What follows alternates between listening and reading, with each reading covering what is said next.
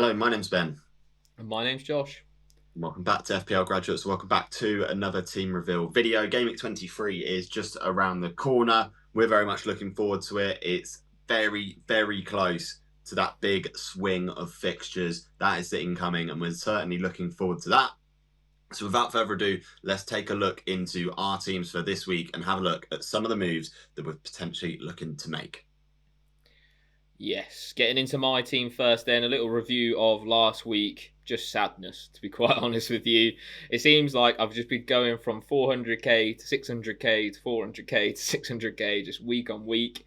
It was another backward step to, I think it's 611k or something like that. We made two free transfers to bring in Frimpong and Gakpo against Burnley. They both somehow blank. Gakpo won the penalty, and obviously Szoboszlai was that his second career miss of a penalty, which was ideal. And they find a way to concede as well, as always with Liverpool. Should have seen that coming. So yeah, not ideal. I think the only returns last week were from the Arsenal double up in defence, which I start both of them this week. Man United at home, not an easy fixture, to be honest, from a defensive point of view. It will be interesting to see how they set up. I imagine it will be pretty similar to what we saw against City, just trying to counter-attack that Arsenal team. I think Arsenal will deal with it a lot better than Manchester City did, though. So, yeah, not expecting too many goals, if I'm being honest, in that game. It should be an interesting watch, though, because, Arsenal, to be fair to them, haven't looked amazing in recent weeks, especially going forwards. It's just that defensive solidity that they're relying on. So, yeah, it'll be an interesting watch. Obviously, the plan is still to wildcard next week in Gameweek 24. Like Ben mentioned at the start of the video, lots of fixture swings around then. So I'll be playing it a little bit earlier just because I'm not as happy with my team at the moment. I still think probably Gameweek 31 is, as an ideal time, if not a better time to play your wildcard. But in my team personally, it just doesn't suit in terms of I'm going to lose a lot of games between now and then, basically. So, yeah, rest of the defence, Frimpong, Bournemouth away this week. Certainly not expecting a clean sheet against them, but, knowing my luck, there'll be a clean sheet here and not last week. Obviously, attacking threat is decent with him. It'll be interesting to see how it works out with Mo Salah coming back. We didn't really see that work too well when he was playing. So, yeah, it will be an interesting one. Wouldn't even shock me if Frimpong was maybe benched against Bournemouth. We'll have to wait and see, but there's just not a lot of options that they could play there. Maybe Joe Gomez, but he played in Champions League midweek, and I think his fitness is pretty low, so we'll wait and see on that one. Another player who's a bit of a minutes risk as well is Nico O'Reilly. He did actually play left back for the first time in a few games against Bodo Glimt, but it didn't look good, to be quite honest. None of that back four did for Manchester City. I think with Mark Gahey coming in, that will make them more assured for sure. Obviously, Kusanov's been pretty decent. I think Alain's also been quite good, but a couple of errors here and there, and he's getting punished. So, yeah, Gahey back in. Hopefully, O'Reilly can start at left back. The only thing with that is that Nathan Ake was on the bench in midweek and wasn't used. So, it wouldn't shock me at all to see him potentially, start at left back. Rodri's probably going to play because he got that red card in midweek as well. So, the positions where O'Reilly could play are becoming thinner the more I discuss this. So yeah, looking like maybe a bench option is going to be needed off of the bench for the defence. Ben, what's the thoughts? Yeah, I mean it's certainly something to consider, especially with Salah being back and the risk with Frimpong and O'Reilly as well. There's every chance one of those two gets a point off the bench and gets 10, 15, 20 minutes, which is sort of the worst case scenario out of that. So I'd certainly consider one of those bench options just as sort of almost sort of a safety net for you. Neither Frimpong or Riley are too highly owned, so it shouldn't make too much of a difference in terms of rank and in terms of risk. And then the Arsenal double up in defence is absolutely fine. It's not the most optimal because it's not Gabriel, but like you said, with your wildcard just around the corner, that can probably wait one more week. Yeah, indeed. Into the midfield then, we've got Declan Rice first, who is the most optimal midfield pick for Arsenal, in my opinion. He's been very reliable despite finishing one off DEFCON against Forest at the weekend. I think this is more of a DEFCON fixture for him, even potential for attack and returns as well, see on set pieces and things like that. Phil Foden next. It'll be interesting to see if his minutes are, cut. He's been subbed twice now in two games, 70th minute against Bodo, half time against Manchester United, but obviously had that hand injury, so not sure how much that was played into it. We'll be keeping for him for this week at the bare minimum, and then he certainly won't be on a wild card next week. Morgan Rogers is next. I don't know how he didn't return against Everton. Looked really, really good on the eye. But no returns there. Newcastle away this week isn't easy, but Newcastle also not been amazing defensively as they have been earlier in the season. Lots of injuries to their backline and things like that. Bruno G also went off injured, I think at halftime or just before halftime in the Champions League. So in my case, I hope he doesn't play because that'll make life a lot easier for Morgan Rogers. Cody Gakpo was the transfer in last week along with Frimpong. Like I say, unlucky not to get that assist from the penalty one. Bit dubious in the first place to win it, to be honest. But he looked okay. Again, Salah back. Minutes potentially a concern. Obviously, Wirtz is playing pretty well. So it'll be an interesting situation of how they set up. The good news for me with him though is that obviously he was benched midweek in the Champions League. That would lean me towards thinking that he might start a bit more at the weekend, just with the amount of minutes that everyone's playing in that Liverpool team. So that's the midfield. Ben, what's the thoughts? Yeah, I mean, it's probably not ideal, the midfield for this week, but I don't think it warrants a move either this week. Again, with your wild card around the corner, might not be the best thing to make. I agree with you on your sort of statement on Rice. I don't think it's as bold as you sort of made it out to be. It's I think it's becoming more and more the norm that sort of managers are sort of following their suit, because he's got the minutes, he's got the routes to points and set pieces and that sort of thing are brilliant for him, and he's just consistently getting points. We've seen one or two mega hauls, but the consistent 7, 8, 9 points is absolutely brilliant for him. Foden's a hold for one more week, in my opinion, and then, like I said, there may be the chance to move off of him. Rogers, again, I agree with you. As non-owners, we definitely got away with it. He produced one of his highest XG performances of the season against Everton. And the last time he put up that number, he got a brace. So you can sort of count yourself maybe hard done by with the sort of 0.8 XG. And because of the sort of quality of chances he gets, he sort of definitely overperformed on that metric anyway. And then Cody Gakpo is an interesting one. I think with Arne Slot, it's really difficult to predict what he's going to do, because he is under a bit of pressure at Liverpool, and he's almost cornered into sort of the fact that he's got to play whoever he thinks is going to be the best team each week.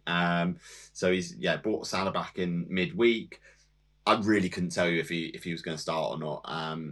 If I was a betting man, I'd have to say I'd lean more towards him starting, like you said. But really difficult one to predict that. Yeah, should be an interesting one to see. Thiago starts the lineup up front then. Probably a decent, if you really wanted to go away from Haaland, he'd probably be my captain this week, to be honest. Forest at home. We did say how decent Forest defensively have been under Sean Dyche since he's took over, but definitely much better at home than they are away, like most sides, to be fair, in the league. But a home game for Brentford just screams goals. They always score at home. Their home record's been really, really good, and it's why they're so high up in the league. So, hopefully he can come back to scoring ways after, I think, a week off maybe. Could do with some extra goals, because he's been sort of dragging me along this season so far, Igor Thiago. Erling Haaland on the captaincy. Haven't considered anyone else, to be quite honest. Wolves at home is too good of a fixture to turn down. There's no one screaming out as a captaincy option at all, like even outside of my team, to be quite honest. So, for me, you could maybe go Gabriel or something like that. But like I said, I don't think a clean sheet's nailed on for Arsenal with how United are attacking at the moment. And then Ekitike rounds off the team, another player who got loads of XGI and didn't score last weekend.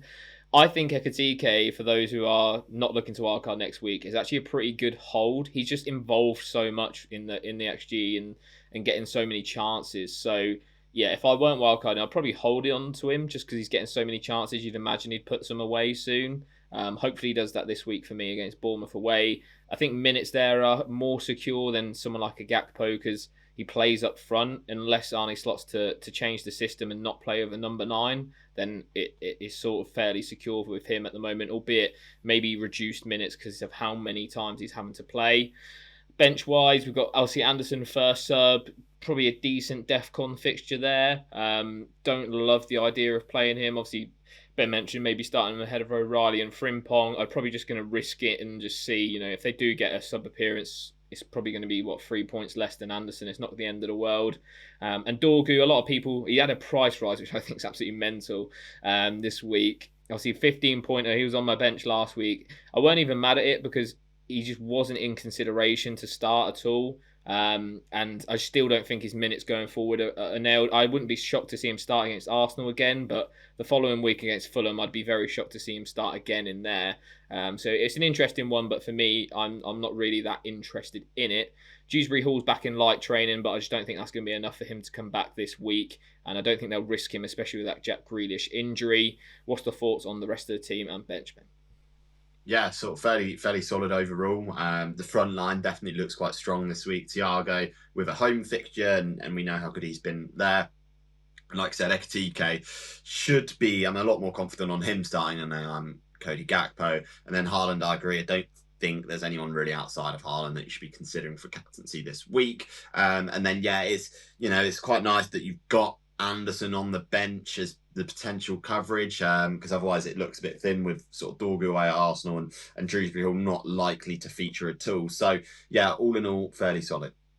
Okay, so moving on into my team, and to recap last week, we transferred in Mukiele for Keane as the replacement for him, and him and my team combined to take me just outside the top 100k. I think I'm at something like 128k or something like that. So a good bounce back week after a huge red arrow the week before, which is really, really helpful. So to start off in goal, we've got Dubravka in net with Tottenham at home. It's either him or Petrovic with Liverpool at home.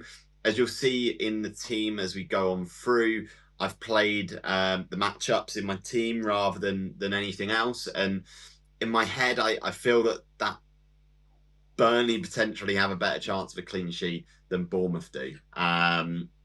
It's a difficult one because I've complained every week about my keepers, but with Bournemouth about to go on a good run of fixtures, it could be sensible to keep Petrovic for the meantime.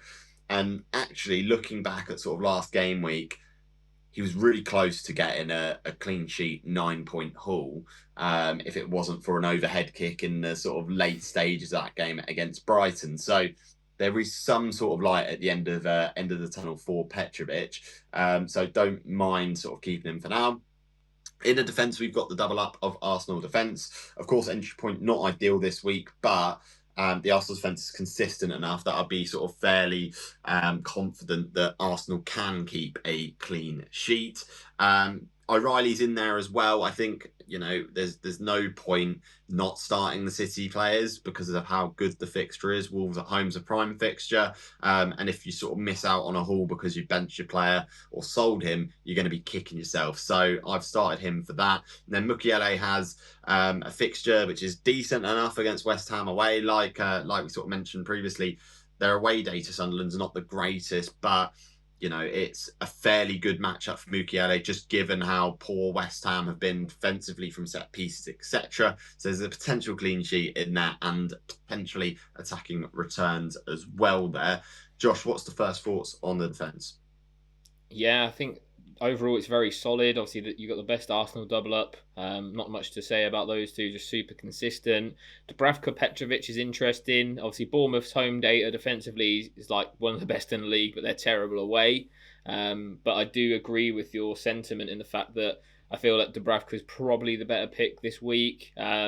Just in general, Spurs just not looking great. I know they beat Dortmund 2-0, but still not really sold on them at the moment. So yeah, for me, I probably would edge it to Dubravka just a bit, just because I think Liverpool will have enough to score at least against Bournemouth. Michele, like you say, yeah, defensive data is not great, but also they haven't played West Ham, so it should be hopefully a decent week for him. And yeah, O'Reilly's one of those, the minutes aren't maybe there, but I think it's worth a risk rather than playing someone like a Van Heck, although his goal threat and assist threat has been pretty decent this season. I think O'Reilly's probably the better one to go with there. Okay, so moving on into the midfield, and we've got the best Arsenal asset at the moment, Declan Rice, with Manchester United at home. Really like him for the long term, and to be honest, for me, he's probably going to be a season keeper. one of the interesting assets in this team is Florian Wirtz. He seems to be playing really well at the moment and seems to be picking up points. And when he is getting returns, he's hoovering up bonus points as well, which is really nice to see. So yeah, for the foreseeable at least, he's going to sort of remain in the team. Yeah, so sort of fairly happy with that as well. Elliot Anderson's in there with Brentford away. He's been fairly consistent in terms of picking up points in recent weeks. 5 last week, of course, with that clean sheet against Arsenal and DEFCON. That's perfect for him. And then sort of 7 the week before. Sort of happy enough to sort of start him ahead of Cunha this week. Just because, of course, I've got that double up in the Arsenal defence, and for matchups I'd actually rather just sort of start Anderson and see where we go with that.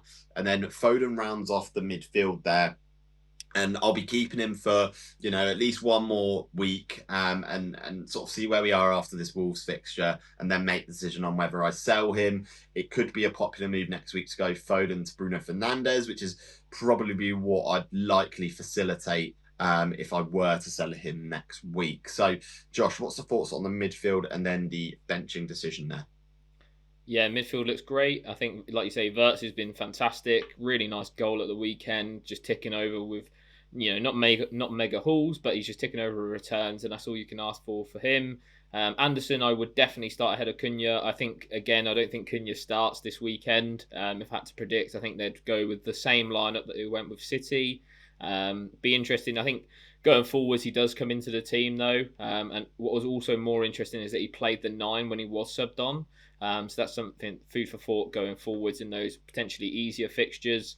No Sesko though. He was on the bench, just didn't feature. So how that United team looks in the coming weeks, I think will change, dramatically from what we saw at City. And then Phil Foden. Pretty much, I think everyone's in the same boat where if you've got him, you're probably keeping him for this week.